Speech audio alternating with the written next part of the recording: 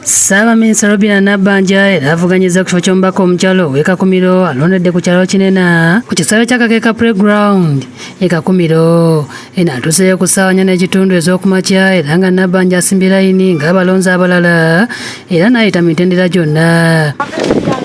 Aweereddwa obululu 3 okubadde aka pulezidenti ak'omubaka w'ekitundu ssaako ak'omubaka omukyala era bw'ati n'agenda mu bbaafu okutiikinga.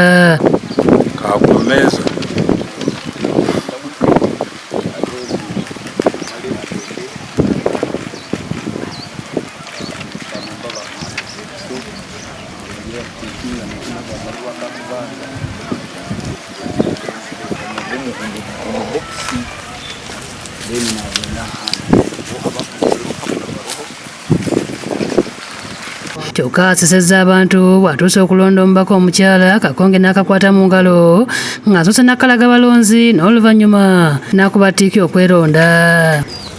Kano tebakateeka mu bokisi.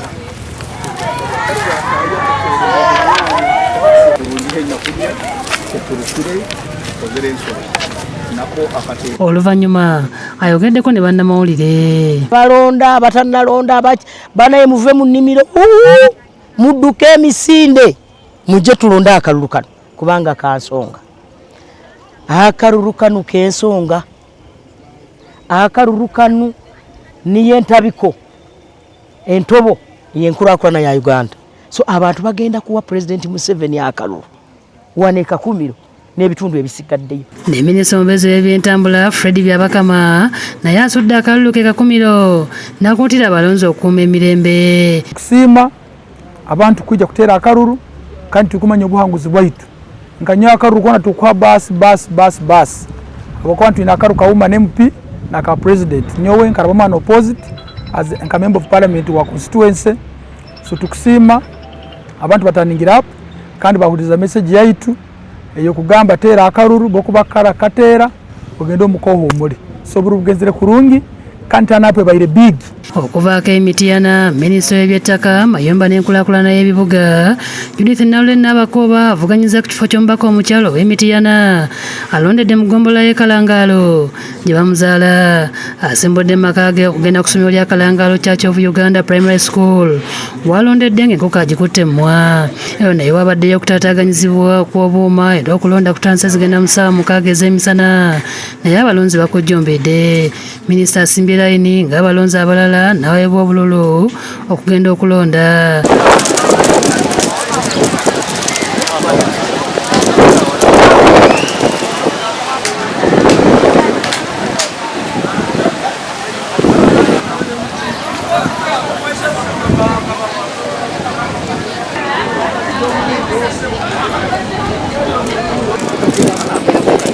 Oluvannyuma ayogeddeko ne bannamawulire n'alaga byagenda okutandikirako singa bannamitiana banaamulonda.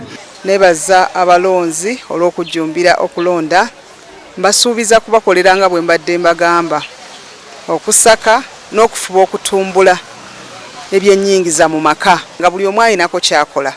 Ebibiina bingi ebikoleddwa njagala mbisakire njagala nfuuka olujegere wakati waabyo ne gavumenti eya wakati ate n'okwongera okunyweza obwannannyini ku ttaka. Abalonzi nabo baliko bye boogedde. Kulonda kutambulidde bulungi, tutambulidde mu mita ze baalagira okutambuliramu. Okulonda kugenze bulungi, tetuyisiddwa bubi. Ne Dr. Sam Mayanja, minisita omubeezi w'ebyettaka alondedde Mityana Town Council mu East Ward ng'ono alondedde Kiyinda B ekiyinda. Ono yayise mitendera ng'abalonzi abalala era ku ssaawa 5 aweereddwa obululu 3 okugenda okulonda.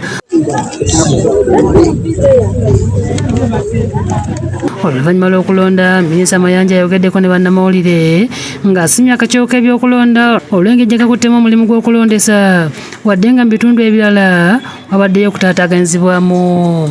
So ekintu kyonna kiri mulaala tewali violence buli muntu ali patience asuula akalulu ke akange maze okukasuula era nsuubira kyonna bwe kityo bwe kiri mu Uganda. Okuvaako ebuyikwe naye okulonda kutandise kikeerezi kyenkana ng'ebifo byonna eby'enjawulo abalonzi bemulugunyiza olw'obuma bwa BVVK obusoose okwekyanga. Kyokka ku ssaawa nga 3 bafunye ebiragiro okuva e Kampala era ne batandika okukozesa enkalala z'abalonzi ez'empapula. Ebyokwenda binywezeddwa nga kumpi buli babadde okuba eriiso wabaddewo omukuumaddembe. Minisita Diana Mutasingwa avuganyizza ku kifo ky'omubaka omukyala ow'ebuyikwe naye alonze.